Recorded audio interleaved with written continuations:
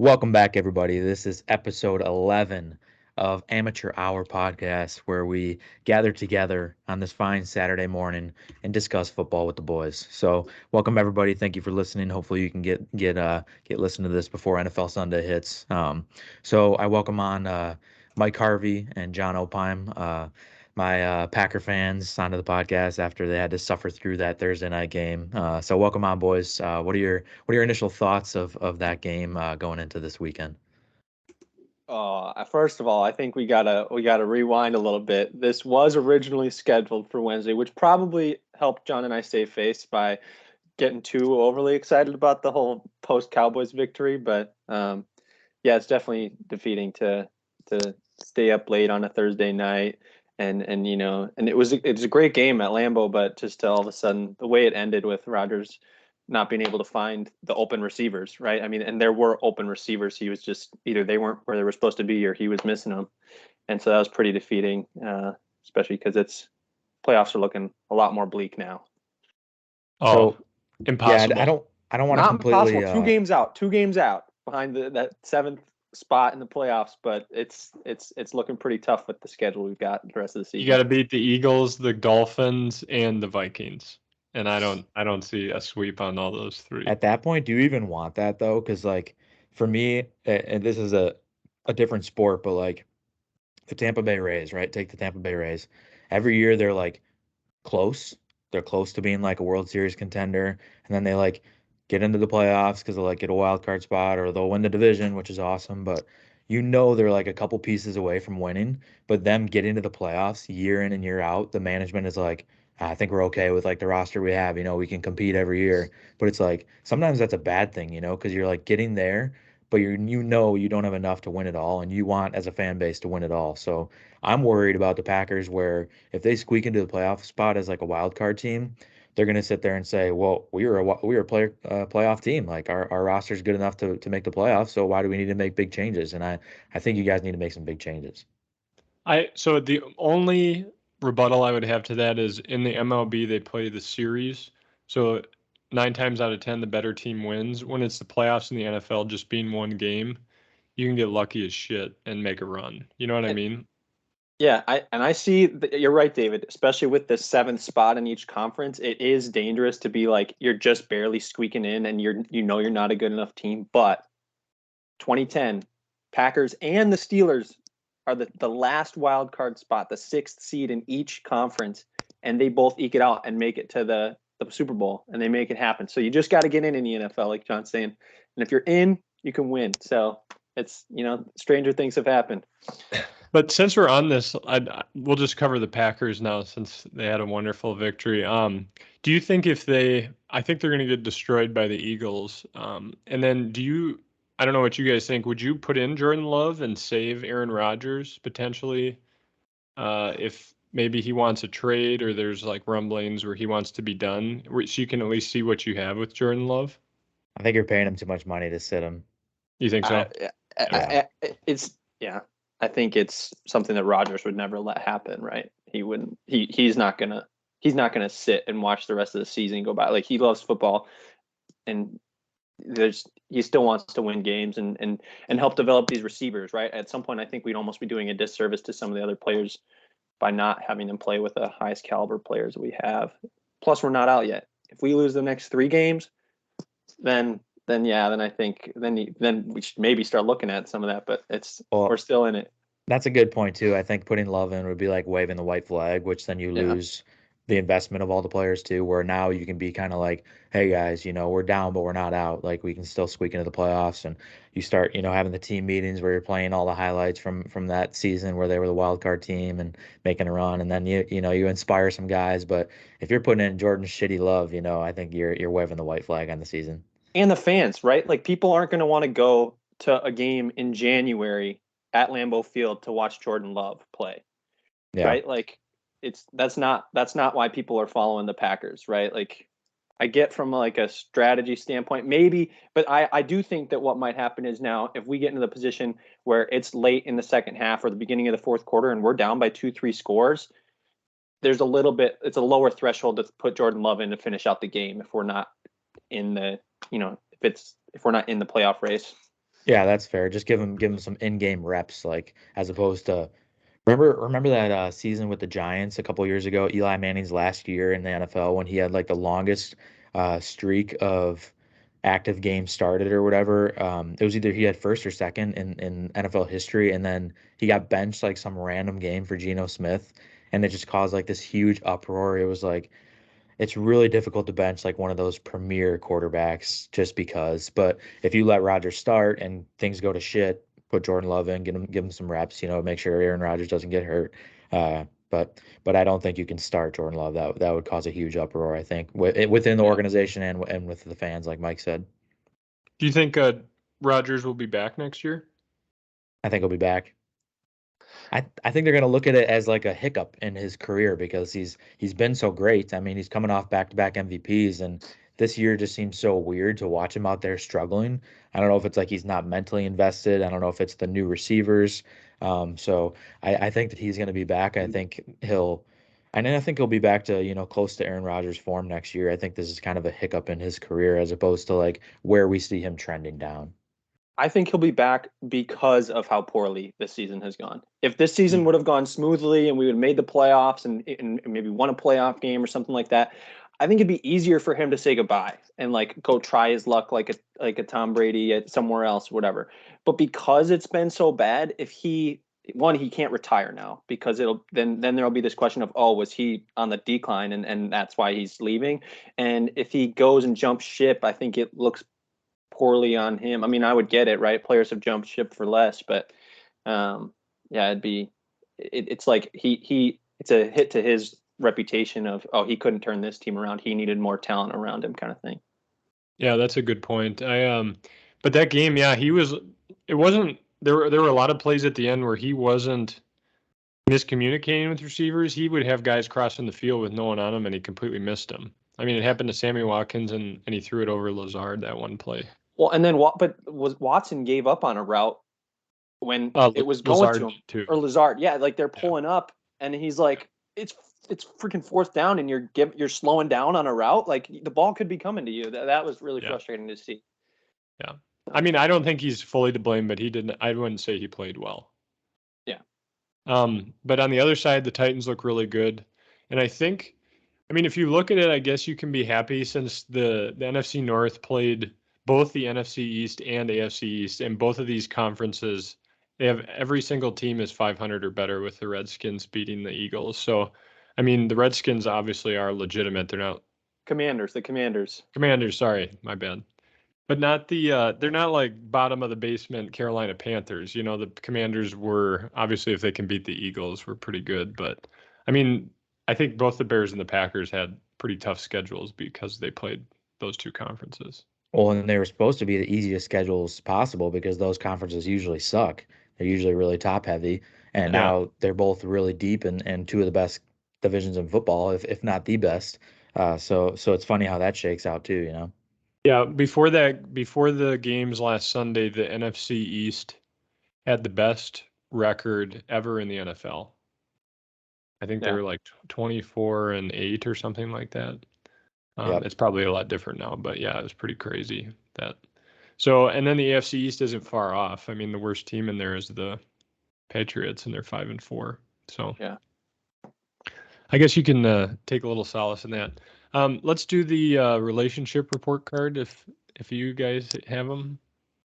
Yeah, so this is where I'm a little salty about the whole reschedule thing because, to be completely honest with you, I was going into Wednesday with a 10 out of 10. Whoa. And that had a lot to do with we had the in-laws over to the apartment. So Jenna's parents and her sister came over. They brought the dog, and I cooked them dinner. And it was during the end of the Packer game too. So I still had the TV on, but we're like eating dinner in the kitchen, dining area, and just kind of glancing at the game, and then the game kept on going. So after dinner, we did end up watching the rest of it and everything. So I had a 10 out of 10 on Wednesday, but then Thursday happened, and I think I swung to probably a 4 or a 3. So and the reason I didn't confirm what the score might be with Jenna. Jenna was very gracious during this whole situation, but I royally messed up, and I told my work the wrong dates for our honeymoon in January. So we're going on a honeymoon to Costa Rica in January, and I thought it was the last 2 full weeks in January. It's the last full week of January, and then that week, or it's not 2 weeks. It's the week that merges with February. And so other people at my work took vacation the week after my honeymoon, and so like just a disaster, like scrambling to try to see if I could get anyone to cover. I still need to get 2 shifts covered by then. So yeah, I was in the doghouse for that. That was Holy pretty bad. shit, I yeah, think that's probably amazing. 3 or 4. Oh, I was like in a panic, just scrambling to try to figure That's this a shit out. major F up, man. The Oh, one honeymoon you'll have in your life, the potentially. worst. Oh, and Jenna was great the whole time. She was like, well, just it's gonna be okay. Just keep me posted. Do what you have to do. Oh, it was terrifying. So had like a 7-point swing in the matter of 24 hours. So Yeah, that's tough. That's You a got tough exposed, situation. Michael, is yeah, what happened. Like the yeah, Packers. yeah. Dave, did you get one this week or not? Yeah, this week I would say, combining last if we recorded at normal time too, and then continuing on to this morning, I'd say I deserve a 4 for these past week and a half. Over the long weekend with Veterans Day, I drove home to Milwaukee and I left her here in her lonesome because she had to work on Saturday morning. So that docked a lot of points. She likes to come with me if possible. So that was a big swing and miss. And then last night, a little quick story. We ended up going to a country bar around here that a former Chicago Bears player, Zach Miller. Some of you may know him. He was a tight end for a couple years for the Bears. Had a career-ending injury, excuse me, and now he is a musician. So he was performing live at a bar in Nebraska because he's from Nebraska. Um, so we went last night, and that was a good thing. I was maybe earning some points back, but we waited for the entire concert, and then I made her wait for a little bit after to see if he would like walk around and meet people. And sure enough, he did come walk around and meet people. So I got a picture with him. We got to talk to him for a minute, but I think that docked some points. She was pretty tired towards the end of the night, but I made her stick it out. So she's a trooper. Shout out Jackie for being a trooper, but that lowered my score for the week. What time were you there till? I think we got home at like 11:45 or midnight. Oh, okay. So it's fairly late. So that Um, explains why I'm dragging ass a little bit today. I don't have my ring light. I didn't want that blasting in my face. I got a pounding headache right now. So I apologize for the dark camera setting here. but you have the weekend off, right? So you can relax Yeah, and got the recover. weekend off. What Good. about you, John? How was your week as a husband? Carla gave me a 10 out of 10 because I think she felt bad for me because I had my tire go flat in Gillette, Wisconsin. That's why we had to push the podcast back. And that's about 45 miles from where I live. So I had to get a donut on it and ride it at 45 miles an hour home. So it took about an hour to get home on the back roads. But the donut held up, which thank God, I was just praying to the higher power, please let the donut hold up. I don't want to mess with this again. The good thing is you drive that little clown car, so it doesn't have too much weight on the tires. Exactly. Yeah. So the car itself probably weighs 800 pounds, and it said it has a max load of 1,600. So I probably could put all donuts on it and just sort of drive around. Yeah. But That'd be a sight to see. anyways, I think she felt bad for me. And then yesterday I worked. Well, her and Jess went to the Packer game, and I worked at 5:30, so I didn't go to like volleyball or anything Thursday night.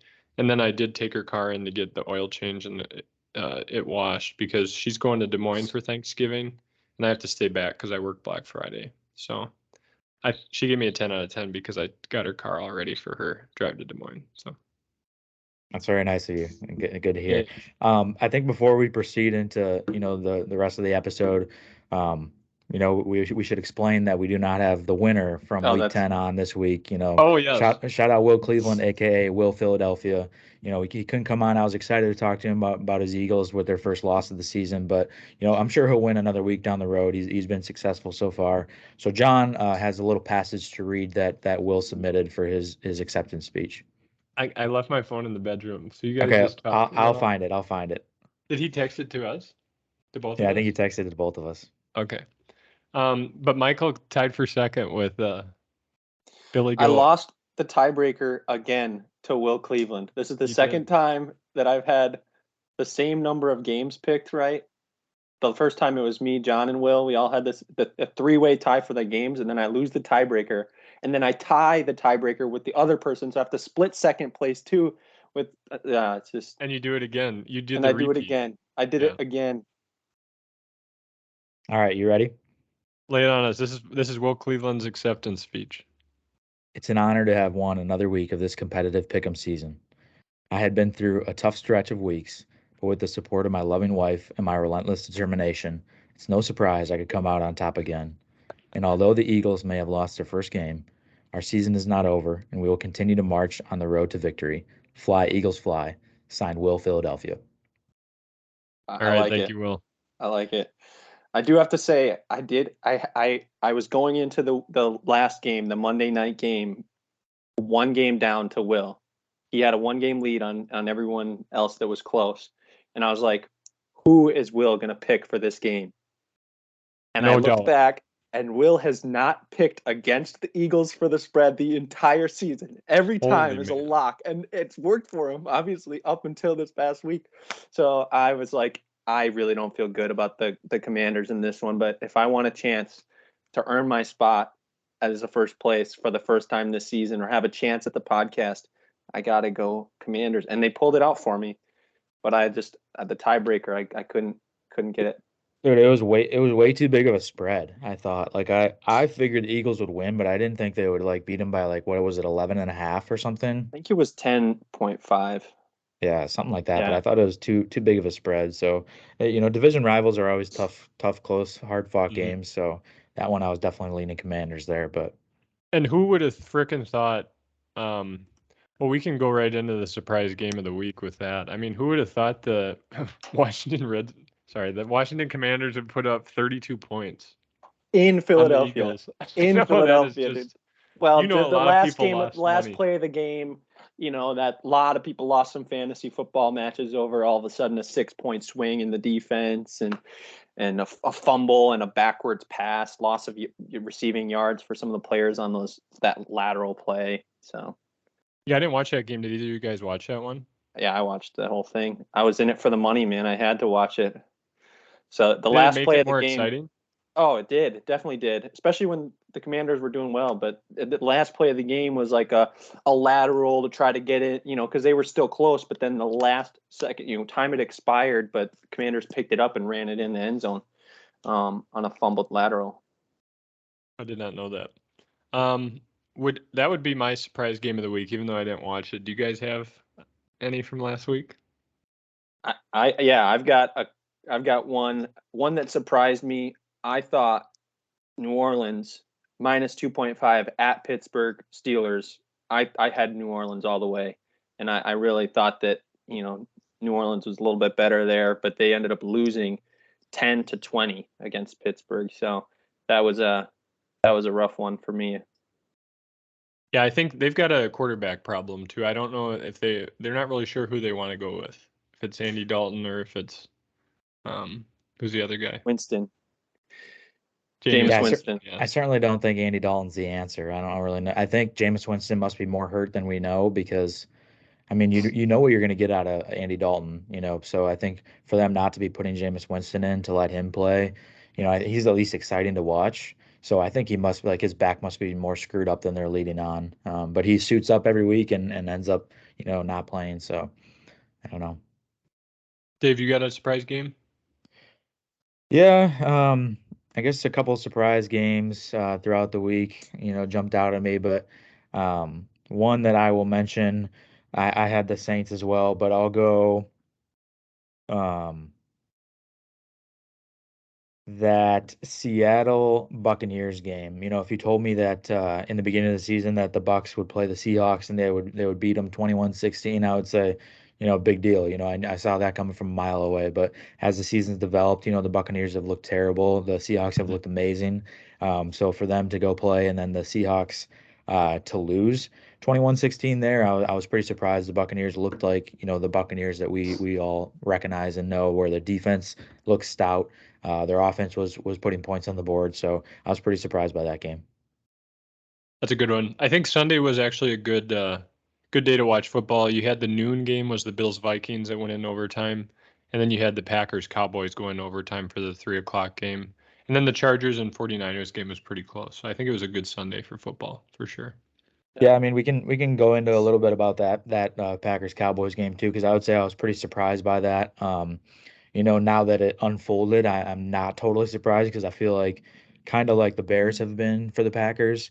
I think the Packers are kind of the Cowboys' daddy. I think the Packers are the Cowboys' daddy, and no matter what the season's looking like, the Packers are going to beat the Cowboys, and you can pretty Yeah. much say that for the Bears too for right now. So, you know, I was not shocked that the Packers won, but looking at how these seasons have gone for both teams, I was pretty surprised that the Cowboys didn't go in there and play better than they did, and the Packers won outright. So that was pretty surprising.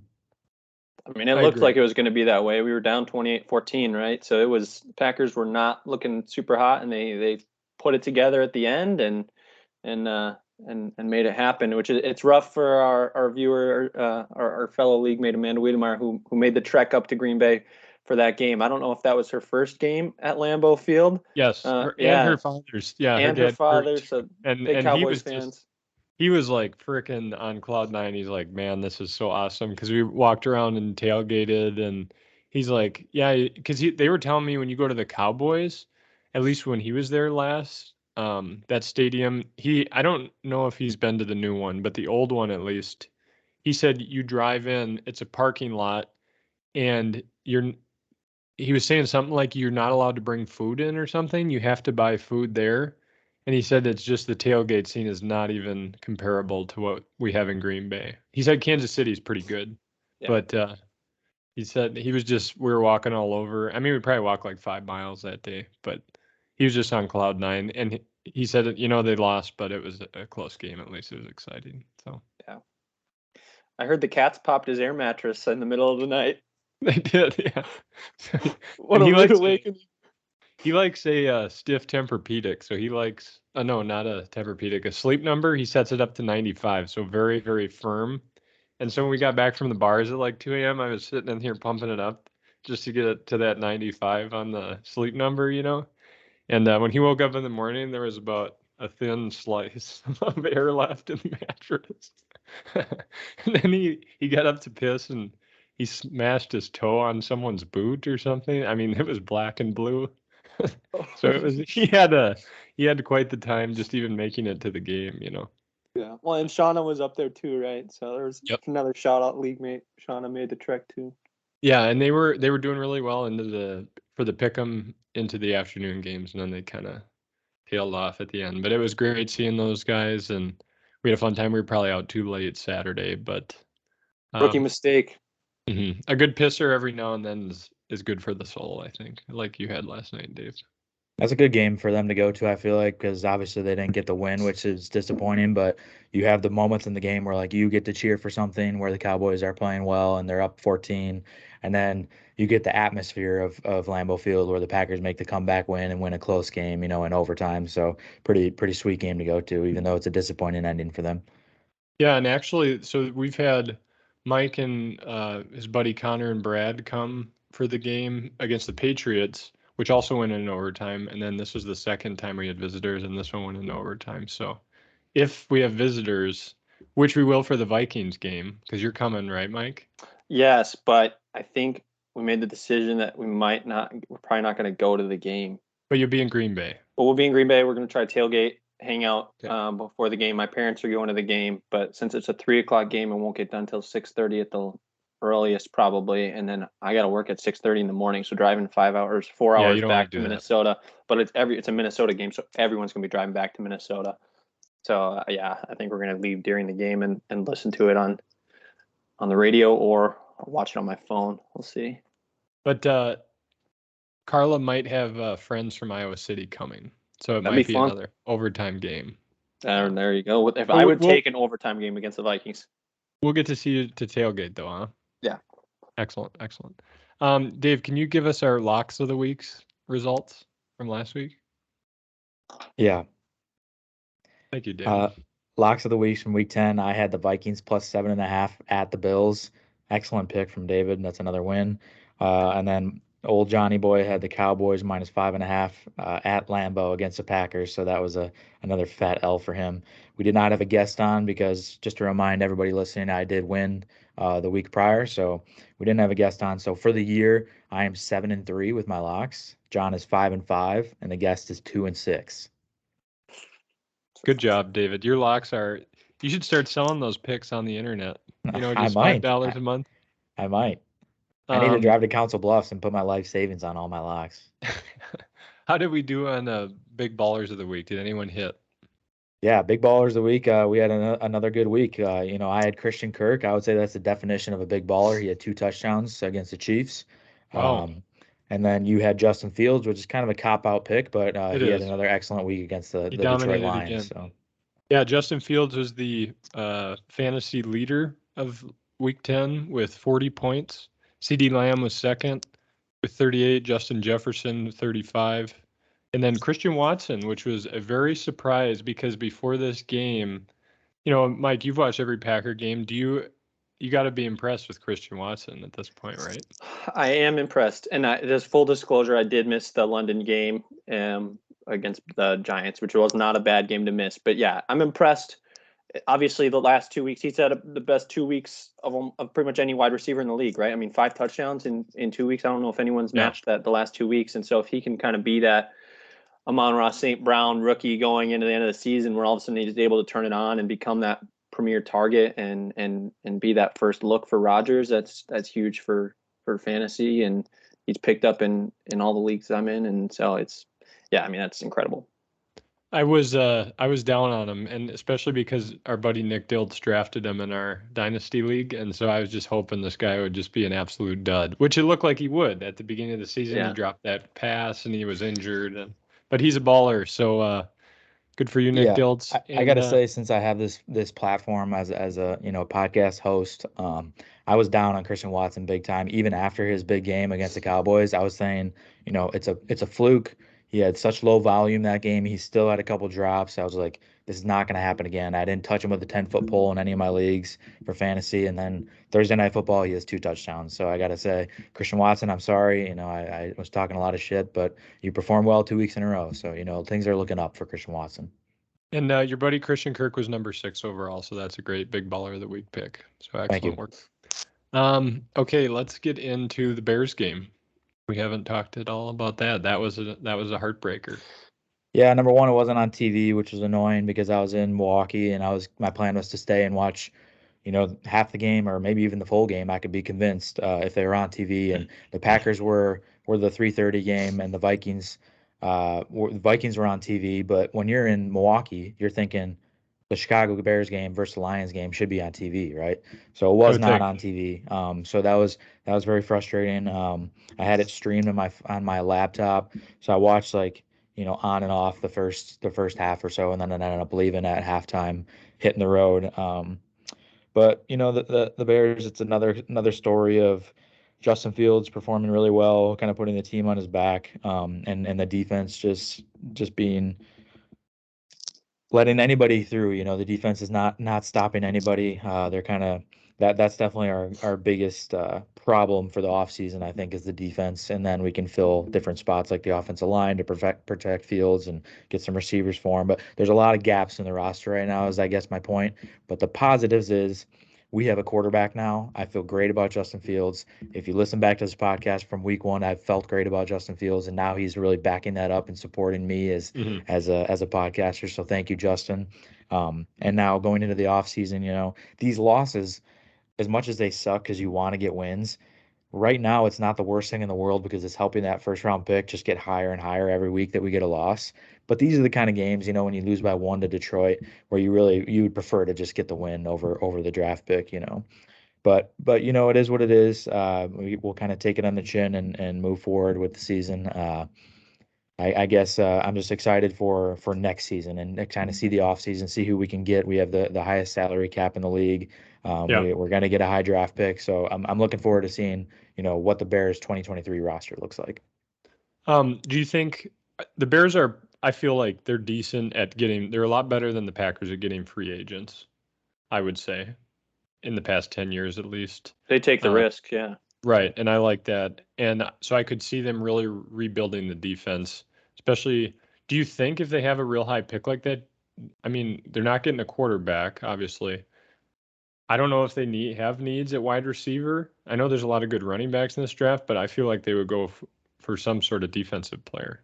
There's a lot of good wide receivers in this draft too, especially in the first round. There's like 3 guys to look for in the top 15 picks maybe. So I think depending on what spot they land at, if they just totally shit the bed the rest of the year and they have like the third or fourth pick, there's been some discussion about trading back. And that way, a team will be aggressively trying to get up there to get a CJ Stroud, a Bryce Yeah. Young, a Will Levis, and then you can kind of, can say, here's my number 3 pick. Who wants it? What are you going to give me? And see Yeah. what you can get out of it. But if you're like 9 through 15, I think they're going to have a hard time trying to decide, do they go defensive tackle or defensive end or wide receiver. The free agent market for wide receivers is really thin. I don't know if you Yep. guys have looked at it, but it looks pretty bad. One So of I the think they're best going to ones be is Alan Lazard. they're going to be chomping at the bit to try to get a receiver in the first round, I think. Yeah. Oh, you think so? I do. You don't think that Claypool and Mooney are good enough as your 1 and 2? I think they're good enough, especially Mooney.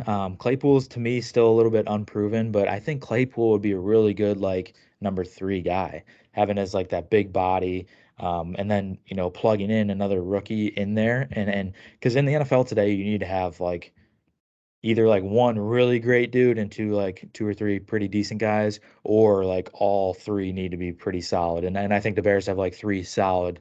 Will have 3 solid guys if they draft a rookie, because I think whatever they have behind those 2 is really nothing. They have that former Packer Equanimeous St. Brown. He sucks. Dante Pettis sucks. That Komet's dude they pretty got good, though. I know he's a tight end. Pringle that they got from the Chiefs has really underperformed, and he's been hurt. Like I was excited about Pringle, but it must be Mahomes is making him look better than he is. Yeah. What do you think about Komet? Are you excited about him? Yeah, I like Cole Kmet, but it's taken him a long time to figure things out, and I'm not gonna sit here and say that he's the next Zach Miller for the Bears, because that's simply not the case. But we'll see. I feel good about Cole Kmet's last couple games. Yeah, it's interesting though. Like the wide receivers don't necessarily fit into their current game plan, right? I mean, maybe if they had better, then Fields could keep looking deep. But the reason why Komet's doing well is because all of a sudden, when Fields is out on the perimeter scrambling because his receivers aren't open, Komet's the closest guy to him that is bumping open off of a block or something like that. And so it's done well for them. But yeah, I think if they go defense, that'd be huge for them. It's interesting to think about the Bears trading back in the draft, considering they're so used to just trading up that 3 or 4 picks or something like that, which is traditionally seen as you're getting maybe less in return just so that you can get that one guy. So Yep, I think it really depends on where they are and who's willing to trade them. If they're up really high in the draft and a team needs a quarterback, I think it's a perfect spot for the Bears to be in, where they can trade that pick. They'll swap the first round picks and then maybe get like a third or fourth round pick out of them too. Yeah. Yeah. I will say, as a Packers fan, I'm most nervous about the Bears' future next year. Like honestly, the Vikings, yes, are having a great season, but I mean, Kirk Cousins can only go so much longer, and I think that maybe this is more of a fluke, and maybe that's just me being hopeful. But I'm not worried about the Lions next year. Still, with they still have to figure out quarterback situation. So if they draft a rookie, that's going to take a while to come together. But the Bears, honestly, they've been in all these games. They've got the talent to score points, and so that's it. It's more nerve-wracking as a Packers fan thinking about the future, especially if we lose Rodgers in the next 2 years. So, thank you, Mike. That's the nicest thing you've ever said about the Bears, probably. That's right. I think that I think this Packers Bears game is going to be interesting in Chicago as well. Personally, yeah, the Packers are going to win. Take go to the bank. I've said this before. Go to the bank, take out your whole life savings, and put it on the Packers money line, because I'm going to get my hopes up like every other year when the Bears are playing well and the Packers aren't playing as well. And next thing you know, the Packers are going to beat the Bears. So don't be surprised, people, if the Packers beat the Bears. Mike, do you have a lock of the week for these Sunday games or the Monday? I've got some. Honestly, I know I just talked about the Vikings being a fluke, but I think Vikings plus 0.5 at home against the Cowboys is, I mean, come on, they're giving the Cowboys, I mean, it is close, right? It's that 0.5 spread, which always is tough it's to a pick 'em. Yeah, it's a true pick 'em. but I think the Vikings eked that one out against the Cowboys. I mean, the Cowboys have the talent on offense and they have some defensive stars, but I think the Vikings figure it out against the Cowboys. And get it taken care of at home. As much as I, hate saying that, but I think that's my lock of the week. Vikings. A good one. Dave, you got one? Yeah, my lock of the week this week is going to be kind of surprising, but I'm going to ride with Broncos Nation and go Broncos -2.5 at home Whoa. against the Raiders. So I'll tell you why I like this, okay? If you look at the Broncos season and you look at Russell Wilson's season, he has really underperformed, especially for the amount of money they're paying him. But the one week that he has played well was against the Raiders, and it was at Las Vegas. So now they're going to Denver. They're going to have the crowd on their side. They've been, slowly creeping back, playing a little bit better here the last few weeks, and I think Russell Wilson's going to have a good week against the Raiders. And the Raiders have looked terrible. I mean, the Raiders can't beat anybody, so I like the Broncos to cover -2.5. I think they might win by 3, but you never know. But I think they will cover here as my lock of the week. I like it. Dave, you might not like this. I'm not doing reverse psychology. I'm going with the Browns to cover the 9.5 point spread. Against think who? that the Bills. The Bills. Yeah, I'm not buying that for a second. Look at your stupid grin on your face. No, seriously. I think the Browns have a great run game. I think they can run it down their throat, and their defense isn't awful. From when I've watched them, I thought they were better than the Packers, and the Packers were able to hold the Bills to like 28 points. So if the Browns can keep it close, I think that, and maybe they'll just be trailing by a touchdown the whole game, but it'll be enough to cover the spread. But here's what I was thinking about that game is I completely agreed with you when it was going to be at Buffalo because that weather is going to be nuts. But the fact that they moved it to Detroit in a dome, I think that the Bills' offense is going to go nuts, and I don't think the Browns can have enough offense to keep up. So I see the Bills covering. I didn't But even hey, know they it's your lock. They I just didn't know moved they it. moved it. They moved it to Detroit, so now it is in the dome. But Leave I it. don't know. That might also bode well for the Browns That's too, right? neutral, man. They'll be traveling up from Cleveland. That's going to be a home game. Well, Dave. Buffalo's flight had a hard time taking off. They literally had to delay their flight like 5 hours from the Buffalo airport because the airport was completely shut down. So they almost Wow. they're going to be, the schedule's going to be thrown off. It's going to be gonna rough. fuck with them, Dave, and that's what we want. We want the Bills to get messed around. The Browns are already ready to travel. They knew they were going somewhere, but the Bills. Since we're already talking about this game and we all got our locks of the weekend, I'm going to transition us to the big baller of the week, and my projection is Donovan Peoples-Jones. That was mine. That's not a lot. Snooze you lose. That's my BBW. I'm sorry. And especially because they're in the dome. I have him on my fantasy team. I had him on my bench. I was like, they're going to be playing in this horrible storm in Buffalo. Like, there's no way they're going to be throwing the ball. The Browns are going to stick to their running game, right? They got 2 great backs. But now I think he's going to get some action. I think they're going to be forced to pass, right? Because they're going to be down against Buffalo. I don't think the Browns are going to come anywhere near covering, but they're going to still throw the ball, and Donovan Peoples-Jones is going to reap the benefits. I moved him from my bench into my lineup now. Whoa!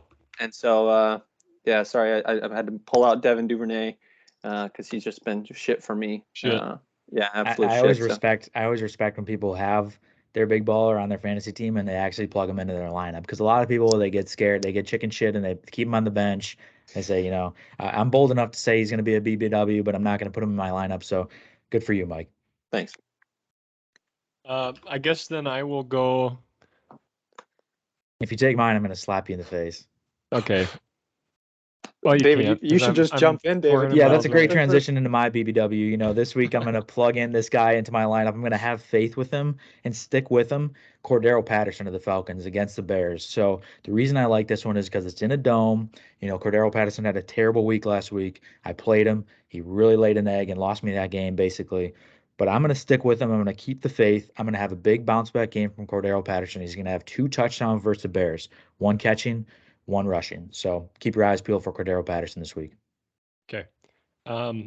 Yeah, tough game for you because you're fans of both teams because of the it players. is tough. Yeah.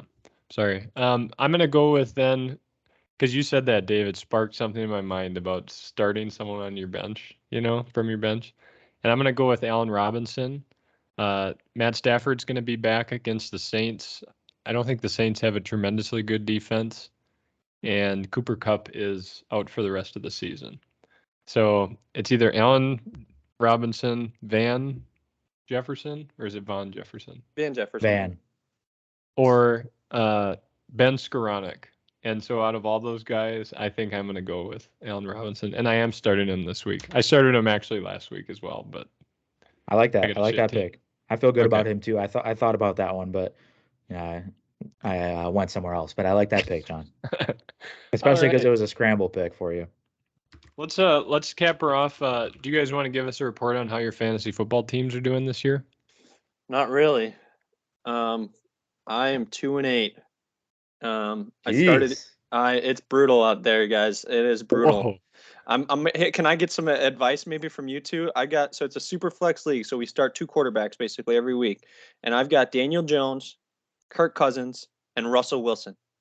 Russell Wilson has been absolute dog shit, but he is projected 19.09 points.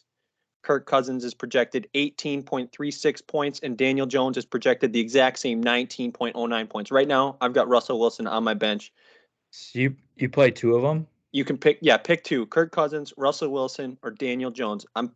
Basically Daniel Jones versus Detroit it's a lock. I gotta roll with him at Detroit. So I'm really between Kirk Cousins versus Dallas or Russell Wilson versus Las Vegas. Both quarterbacks are at home, but it's tough. I'd lean Kirk just on how well he's played this year, but I know, like Dave said, Russell did do well against the Raiders when they played him. I think if you're locking in Daniel Jones, then I go Dan Jones, as John says, and Kirk Cousins. Yeah, because I think that game's gonna be more of a shootout. Yeah. And I could see the Raiders Broncos being kind of low scoring, grinded out type game. Yeah. The only issue with Kirk is I have Adam Thielen as well, and I'm playing him. And so, but at this point, I need wins, and I need to risk the stack. The stack. I gotta Dude, stack them. You got to bench Adam Thielen. You don't have any better options. Well, I just told you I put Devin Duvernay, but he's literally done horrible. He's gotten so he had to buy last week because you had Rashad Bateman, right? Your wide receivers suck. Rashad Bateman out for the season. I had to trade. Long story. I did a big, huge trade. I traded Jamar Chase, and got some running backs. It was a multiplayer trade going both ways. So I had to trade him. I had Brandon Ayuk, who hasn't been horrible. I would play Brandon Ayuk. Are you playing? Well, I've got 3 wide receivers. So right now I've got Brandon Ayuk, Donovan Peoples-Jones. Right, I got to roll with him now. And then I have Jerry Jeudy freaking out, so can't play him. So it was Devin Duvernay or, yeah, I guess you got to go Adam Thielen then. Adam Thielen. Yeah, I'd go Thielen. So I just dropped him in one of my leagues.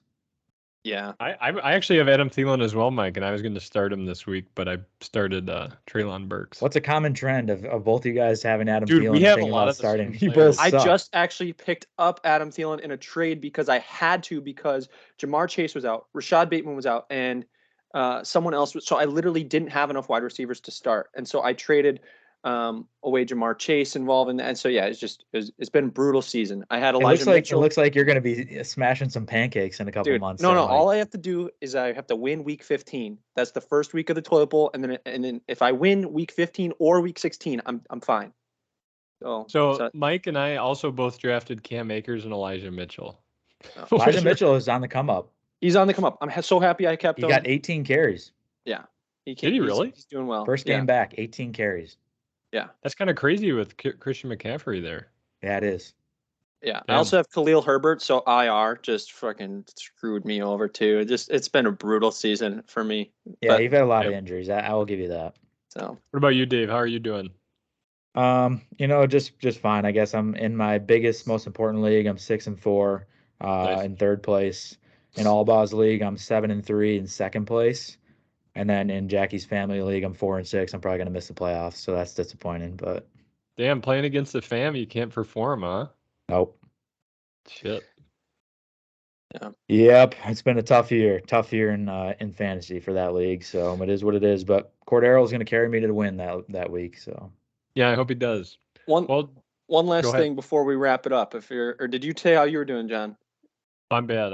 I'm just. So it's Dynasty League, so now I've accumulated a lot of draft picks. So I have 5 picks for next year's draft because I sold off Jonathan Taylor, T. Higgins, Yeah, Mike two Williams. terrible decisions, by the way. But anyways, the problem with your draft picks that you keep accumulating is you're going to need the roster spots, so you're going to have to cut people from your current roster. You know that, right? I know. I'm aware. I have plans, David, and you're going to see. I'm going to include Your them. whole roster is going to be like rookies. It will. But a Can very you like bright forego future. the draft pick? No, you have to turn multiple draft picks into better players. So now, That's what I'm going to do. yeah, exactly. There you go. So if I get, everyone's got a big hard on for this Bijan Robinson. He's a running back out of Texas. So if I can get the first overall, I bet you I can sell that for pretty decent current players. And that's what I would try to do. Yeah. Okay, well, good luck to you. Thanks. Thank you, everybody, for sitting and listening to Amateur Hour Podcast. Mike has one more thing to say, and then I'll close it out. So we mentioned I did not win. Again, this is the 10th time in a row that I did not win. However, and I also have to say all the credit in the world to Will Cleveland. Honestly, there's no one else in this league that I would rather lose to. And you just no one better. Stand up guy. Stand up. Yeah. Guy. Oh, absolutely. Citizen. No one else. And honestly, anyone else in this league, I'd like try to talk trash right now. But I am currently have a 2-game lead in the overall standings entire season, even after I fucked up and picked the Packers last Thursday night. So still got that going for me. You know, it's every week's a thing. If I'm losing fantasy, my Packers are doing horrible, but if I can keep in to pick them and still ride that high, then it's an all right week. So John, I don't know if we've ever mentioned this on the podcast, but John has been generous enough to say that whoever wins overall the most picks gets a jersey from NFLshop.com. So, Mike, who is your player that you'll select if you win? I don't even want to get ahead of myself. He doesn't want to jinx it. Oh, I can't do this. I'm not gonna say just who's on your radar? Who's I a haven't couple thought guys? about it. I haven't thought about it because I don't want to get ahead of myself. I'll make that decision if it comes to it. If Lord willing, if that glory falls upon me, I could not win every week the rest of the week. But if I take the top spot, then we'll let that happen. But I'm no comment. And shout out John, I told him behind the scenes, behind the curtains that if he wanted, I could buy it from China for him for about a fifth of the price, and he could send it to somebody and they probably won't even notice. But he said, "No, Dave, I want to do this the right way and get an authentic one." So that's good on him. But if it were up to me, I could get the top half of the league a jersey for the price of the top one. But it's still very cool. So good job. What's John. funny is I'll get the authentic one for 5 times the price, and it'll probably be made in the same factory as yours in China. By the same children's hands. Yeah. Yeah. Well, yeah, but this one will be made by the 15-year-olds, not the 12-year-olds. That's the difference. Oh yeah, the more trained children. Yeah. And then Right. one last thing. Sorry, I know we got to shit on the loser too. Amanda Wiedemeyer in the last place. She is 66 and 85. The tied for the least amount of wins with her is Jake Sepka, who is 66 and 58. That's not a misprint. Jake Sepka has missed entire weeks of picks, and he is still tied with Amanda for last place. Dude, Jake Sepka was pissing me off. He was killing it in the picks. He was doing so well, and then he just stopped putting his picks in. Classic Jake Sepka move. What is wrong with him? He missed don't an know. entire week, still tied with Amanda. Amanda has 85 losses. He's got 58. It takes 5 seconds to put your picks in. Put your picks in, Sepka. Give yourself a chance. Yeah, give yourself a shot, dude. All right. All right, Thank guys. you, everybody. I'm going to go about my Saturday, watch some college football in about 30 minutes here. So everyone have a wonderful week. Enjoy your week 11 of the NFL season. Hopefully I can squeak out another W. But good luck to you guys, too. I hope you take second and third. Thank you all for listening to the Amateur Hour Podcast. This was episode 11. Have a great weekend.